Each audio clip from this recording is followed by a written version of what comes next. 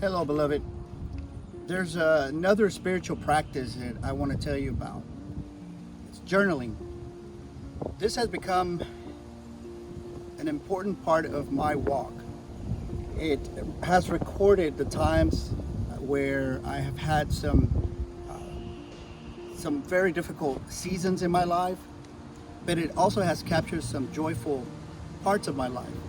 I've been journaling for the past 10 years, and I can tell you that I have recorded very valuable landmarks in my story, where God has carried me, where God has heard my prayers, where God has done His work in me of transformation. And whenever I teach classes, I try to encourage people to do the same, to find themselves recording their journey.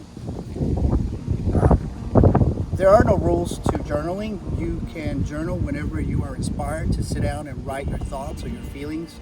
There's no grammar to keep up with either. This is just your raw emotions or where your heart is, and putting it down in God's presence in a way where it's transparent and honest and sincere, without any guilt, and knowing that God is carrying you, that is listening to you. So for the past 10 years, what I do is I buy me a new journal every year, a brand new one. And I usually take a title of one of my favorite songs that has impacted me throughout my life, and I take that title and I write it in the very front as sort of the inspiration for my for that year.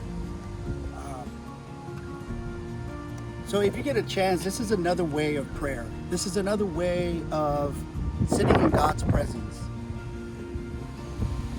So sitting in God's presence through the practice of journaling has not only taught me how to express my feelings and write them down, or my thoughts, but it also has inspired some poetry.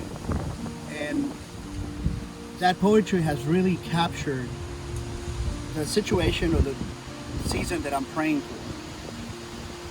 And so, beloved, I encourage you that if you have not tried this practice, to allow yourself to do so. It is another way of realizing that God's presence is with you throughout your journey.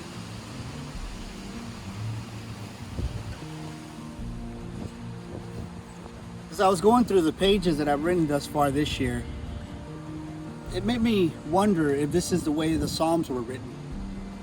If this is how David was moved to write down his thoughts, his emotions, his sincere prayers to God. As I was reflecting, I'd like to share a passage that I wrote from one of my journal entries. I'm in your hands, Lord. Grant me peace and grant me inner wisdom, but mainly grant me clarity. Only you know the future, and I want to rely on you to lead me through it. You know my heart. Amen.